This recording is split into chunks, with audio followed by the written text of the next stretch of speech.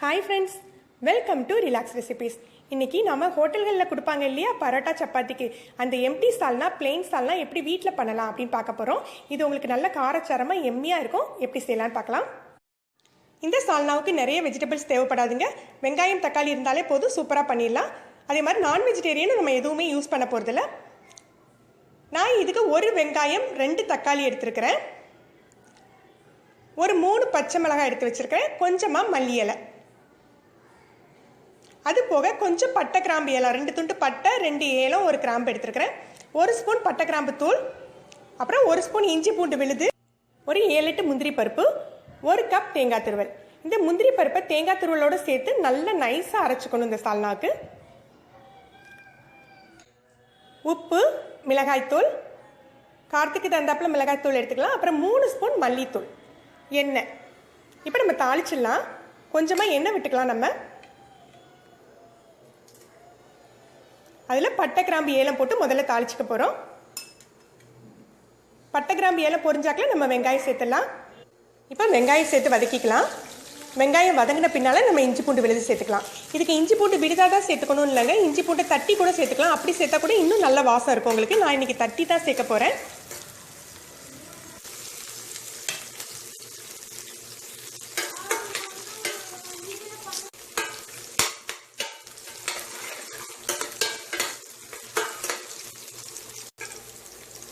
வெங்காயம் இந்த அளவு வதங்கின பின்னால் நம்ம இஞ்சி பூண்டு விழுதை சேர்த்துக்கலாம்.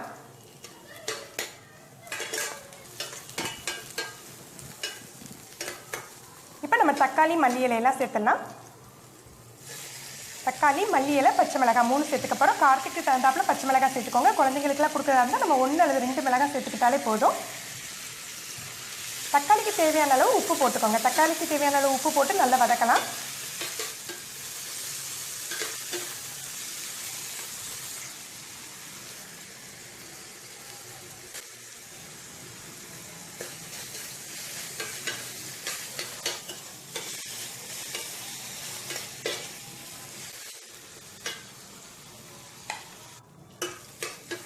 தக்காளி இந்த அளவுக்கு வதங்கிட்ட பின்னால் நம்ம மசாலாக்களை சேர்த்துடலாம். முதல்ல பட்டை கிராம்பு ஏலத்தூள் 1 ஸ்பூன் சேர்த்துக்கோங்க.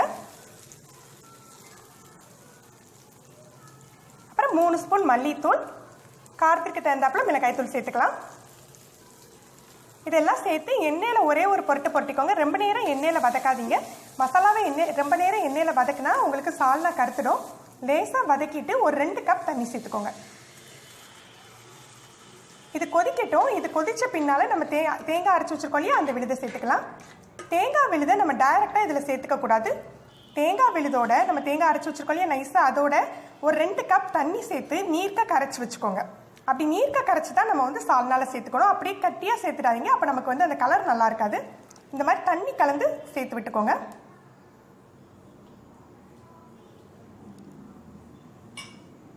இப்படி தேங்காய் விழுத தண்ணி கலந்து சேர்த்து விட்டு உப்பு காரம் செக் பண்ணிக்கோங்க. உங்களுக்கு காரத்திற்கு தகுந்தாப்புல காரம் உப்பு அட்ஜஸ்ட் பண்ணிக்கோங்க. அட்ஜஸ்ட் பண்ணி கொதிக்க வைங்க. லைட்டாக கொதிக்க ஆரம்பித்த பின்னால் நம்ம மூடி போடலாம். இது நம்ம ஒரு வெங்காயம் 2 தக்காளியில் தான் செஞ்சுருக்கோம். ஆனால் ஒரு 5 பேர் உள்ள ஃபேமிலியில் சாப்பிட்ற அளவுக்கு உங்களுக்கு சால்னா கிடைக்குங்க இதுக்கு. இப்போ பாருங்கள், கொதிக்க ஆரம்பிச்சிச்சு இல்லையா. இந்த ஸ்டேஜில் நம்ம மூடி வந்து பாதி அளவு மூடுற மாதிரி மூடி போட்டுக்கோங்க. ஏன்னா நம்ம தேங்காய் விட்ட பிறகு ஃபுல்லாக மூடுற மாதிரி மூடி போட்டிங்கன்னா உங்களுக்கு தேங்காய் பொங்கி வலிஞ்சிடும்.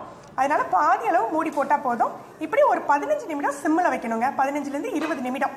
இப்போ பாருங்கள், 20 நிமிஷம் ஆயிருக்கு. சிம்மிலேயே நான் பாதி மூடி போட்டு கொதிக்க வச்சுருக்கேன். பார்த்தாலே உங்களுக்கு ரிசல்ட் தெரியும். முதல்ல கலர் எப்படி இருந்தது, இப்போ பாருங்கள் எண்ணெய் பிரிஞ்சு அந்த மிளகாய் தூளெல்லாம் பிரிஞ்சு உங்களுக்கு கலர்ஃபுல்லாக இருக்கும். இந்த சால்னா உங்களுக்கு பூரி, பரோட்டா, சப்பாத்தி எல்லாத்துக்குமே மேட்ச் ஆகுங்க. தோசை, ரைஸுக்கு கூட நீங்கள் இந்த சால்னா வச்சு சாப்பிட்லாம். நீங்கள் இந்த சால்னாவை செஞ்சு பாருங்கள். உங்களுடைய கருத்துக்களை கமெண்ட்ஸில் சொல்லுங்கள். நம்ம சேனலில் ஒரு கிவ் அவே காத்துக்கிட்டு இருக்கு. இதில் கலந்துக்கிறதுக்கு நம்ம சேனல் ரிலாக்ஸ் ரெசிபீஸை சப்ஸ்கிரைப் பண்ணிக்கோங்க. அப்புறம் ஏப்ரல் 14th வர வரைக்கும் உள்ள எல்லா வீடியோக்கும் லைக் அண்ட் கமெண்ட்ஸ் கொடுங்க. ஏப்ரல் 14th அப்புறம் 3 சப்ஸ்கிரைபருக்கு சர்ப்ரைஸ் கிஃப்ட் இருக்குது. இது சம்மந்தப்பட்ட வீடியோவோட லிங்கை கீழே டிஸ்கிரிப்ஷனில் கொடுத்துருக்கேன். நீங்கள் எடுத்து யூஸ் பண்ணிக்கோங்க.